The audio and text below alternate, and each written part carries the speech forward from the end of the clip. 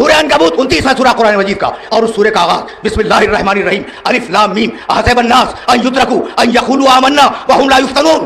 کیا لوگوں کا یہ خیال ہے کہ وہ کہیں گے کہ ہم مومن ہو گئے تو ہم ان کا ایمان مان لیں گے؟ نہیں، ہم ان کا امتحان لیں گے۔ زبانی دعویٰ نہیں ہے، ہم ان کا امتحان لیں گے۔ تو پروردگار امتحان ہے کیا؟ اگر سنانی شروع کروں آیتیں تو بڑا وقت چاہیے ہوگا، لیکن کچھ تو سنتے جاؤ۔ مومنین سے اللہ نے کس طریقے سے بات کی؟ سورہ حج میں کہنے لگا یا ایھا الذین آمنوا ارکعوا واسجدوا واعبدوا ربکم وافعلوا الخیر لعلکم تفلحون وجاہدوا فی اللہ حق جہادہ، 22واں سورہ قرآن مجید کا۔ اے ایمان لانے والو، رکوع کرو، سجدہ کرو، خیر کے کام کرو، جہاد کرو۔ سورہ بقر میں آواز دی یا ایھا الذین آمنوا استعینوا بالصبر والصلاۃ، اے ایمان لانے والو صبر سے مدد مانگو، صلاۃ سے مدد مانگو۔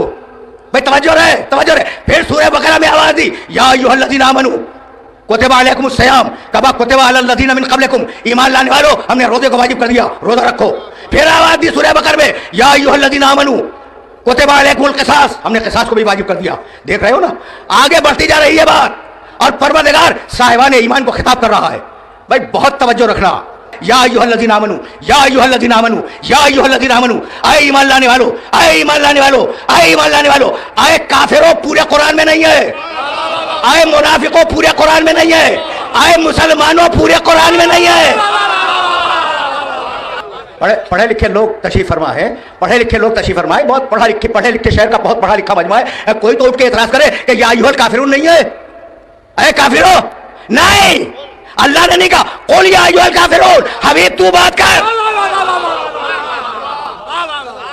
قل یا ایھا الذین ھادوا ان زعمتم انکم اولیاء للہ فتمنوا الناس من دون عجیب و غریب مرحلے میں تمہیں لے آیا، فتمنوا الناس ان کنتم صادقین۔ قل، حبیب کہہ دے اے یہودیو، تو جس سے خوش نہ ہو اس سے براہ راست بات ہی نہیں کرتا۔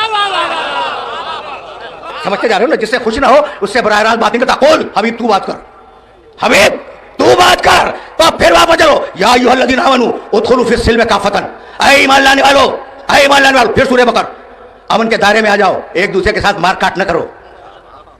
قرآن ہے، قرآن ہے جو تمہاری خدمت میں ہدیہ کر رہا ہوں۔ کہنے لگا یا ایھا الذین آمنوا، سورہ مائدہ 5واں سورہ قرآن مجید کا اور 35ویں آیت، یا ایھا الذین آمنوا اتقوا اللہ وابتغوا الیہ الوسیلہ، اے ایمان لانے والو اللہ کا تقوی اختیار کرو اور اس تک پہنچنے کے لیے وسیلہ بناؤ۔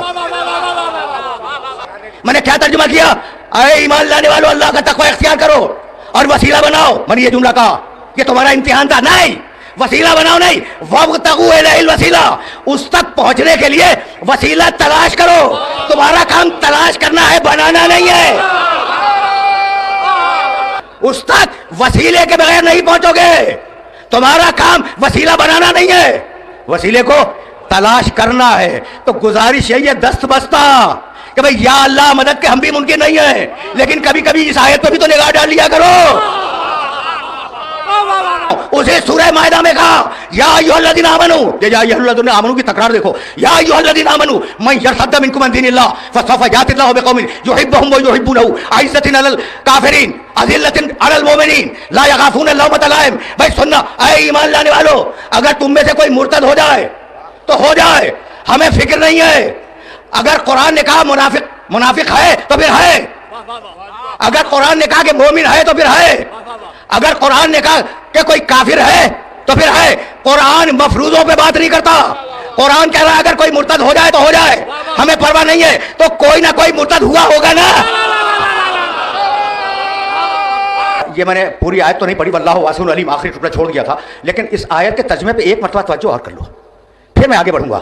یا ایھا الذین آمنوا من یرتد منکم عن دینہ فسوف یأتی اللہ بقوم، اے ایمان لانے والو اگر مرتد ہوتا ہے کوئی، مرتد یعنی دین سے باہر جاتا ہے، چلا جائے، ہمیں کوئی پرواہ نہیں ہے۔ یأتی اللہ بقوم، اللہ کے پاس تو ایک قوم ہے، اور اس قوم کی خصوصیت کیا ہے؟ یحبہم،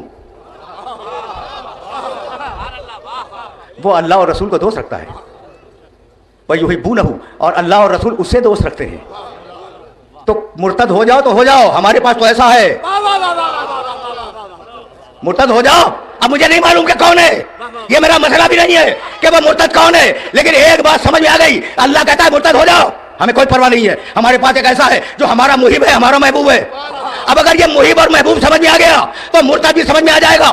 میرے نبی نے کہا کل اسے عالم دوں گا جو خدا کو دوست رکھتا ہوگا، خدا اسے دوست رکھتا ہوگا۔